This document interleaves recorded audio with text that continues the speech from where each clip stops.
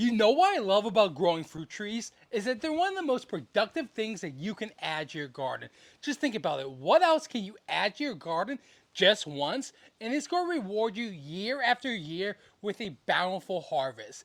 Well, in this video, I'm going to be answering a bunch of your questions about growing fruit trees.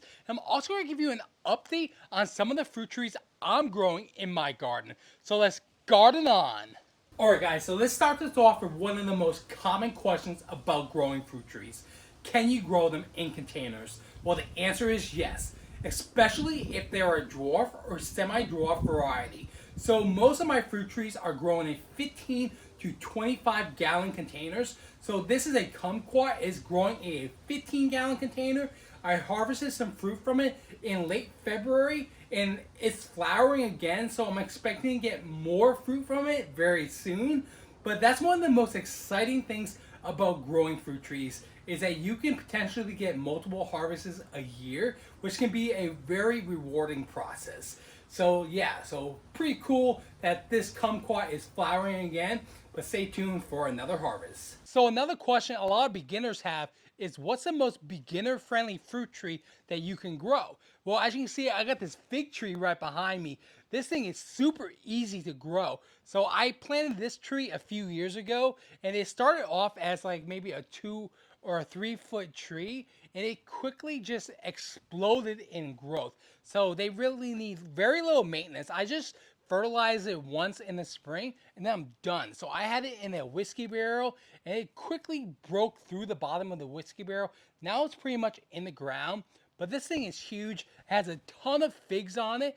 But another beginner friendly fruit tree that you can grow, especially you can grow this in a container too, is a Meyer lemon tree. You can also grow apple trees too.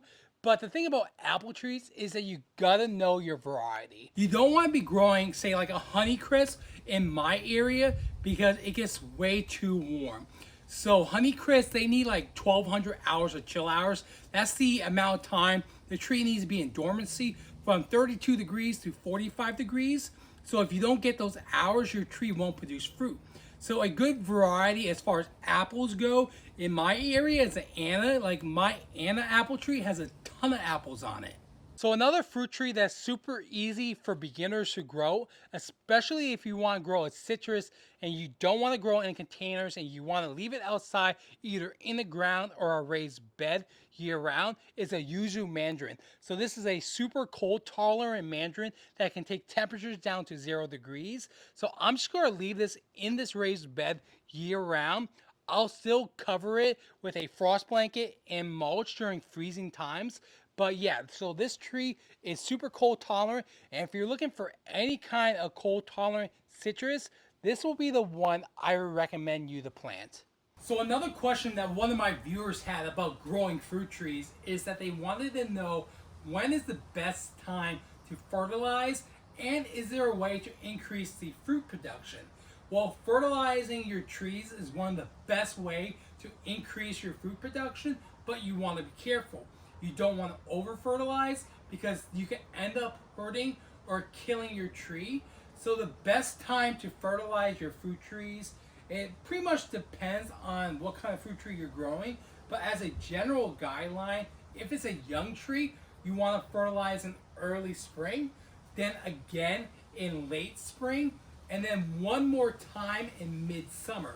So I just planted a bunch of new citrus trees in 25-gallon containers, and at the time of repotting these trees into these containers, I added some Fox Farm organic citrus fertilizer, and then so in late spring I'll add more of that fertilizer. Then again in midsummer I'll add some fertilizer again. But if it's a mature tree, say like a few years old, you really only have to fertilize in the early spring. Hey Ripley. Hey guys, this is my dog Ripley. She's a good girl. So another question I received from one of my viewers is that is it okay to use pine bark as a mulch? And if you use pine bark as a mulch for your fruit trees, will it increase the acidic levels? Well, you know, a lot of people are concerned about using pine bark and having their acidic levels in their soil be increased. But you know, the truth is that if you use pine bark on the surface as a mulch, it doesn't dramatically increase the acidic levels in your soil, because as the acidic compounds are broken down, they are pretty much neutralized. But if you want to be on the safe side, you can use like a woody compost like I do. This is pretty much the exact stuff that's on the forest surface. So this is not really a vegetable compost. I think this is pretty much just a bunch of wood that has broken down and composted, which is a great option for your fruit trees, because in my opinion, stuff like this mimics the forest floor, which is what the trees would naturally grow in. Pretty much as leaves and twigs and other trees fall down, they're going to break down into stuff like this. So I can't see why anyone would disagree with me on using a mulch like this. But yeah, you can use pine bark, but I think something like this is better than pine bark. So when we're growing large trees in containers, there's a concern that they might outgrow the container and eventually tip over because they get too tall. So somebody was asking me, how do you prevent that? Well, there's a couple things you can do.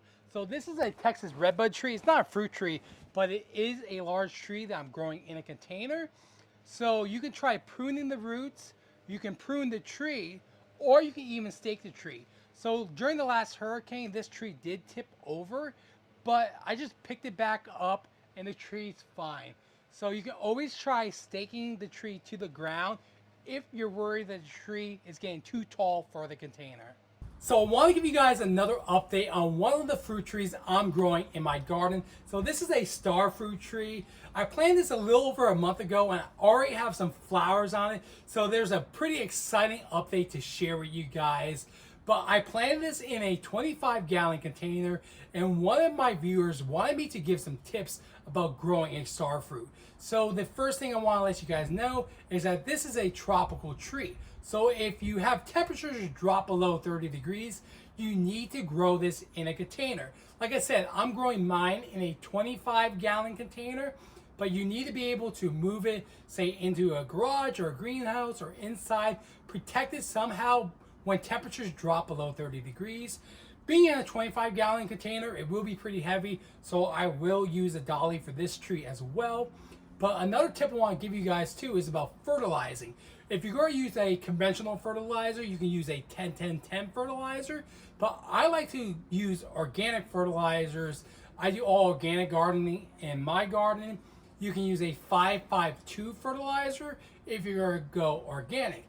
But the key is that you want those micronutrients like iron, magnesium, and zinc. So one of the points of this video is I want to show you how easy it is to grow fruit trees, even if you have a small backyard like I do. So this is another fig tree I'm growing in a whiskey barrel.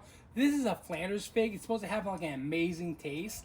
So pretty cool. This tree has a few figs on it. So I'll be harvesting some figs from this tree I just planted just about a month ago. So another reason why you might want to consider growing a fig tree as one of your first fruit trees is that they're super easy to propagate. So on this tree, I'm using a technique called air layering. It's basically where I'm going to clone my fig tree so I can have more trees. I have a video where I show you how to do that. It's super easy, and fig trees are one of the easiest fruit trees to propagate. So when it comes to what kind of soil I use for my fruit trees, I use a local soil company called Heirloom Soils. They make a really good fruit tree and berry soil mix. It basically has just aged pine bark. It has coco coir. So I try not to use peat moss anymore. Coco coir is a good substitute. It has like mycorrhiza, aged leaf mold, compost, and a bunch of beneficial ingredients that make my fruit trees really thrive. So this is one of my latest fruit trees I just planted. This is a bonfire peach tree. When I first planted it, it had a ton of flowers on it, and everybody at the nursery, they were asking me what kind of tree this was. But so it doesn't have any flowers on it anymore, but it has fruit.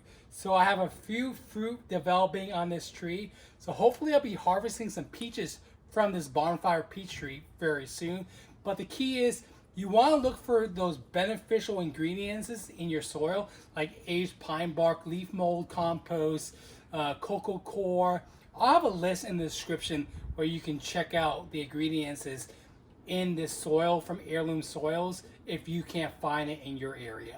Alright guys, so I have over 30 fruiting plants growing in my garden, and that was only a small sample. If you guys have any questions about growing fruit, leave them in the comments. But if you found any information in this video helpful, please consider leaving a like and subscribing for more gardening videos. Until the next time, I'll catch you on the flip side of the garden. Thanks for watching.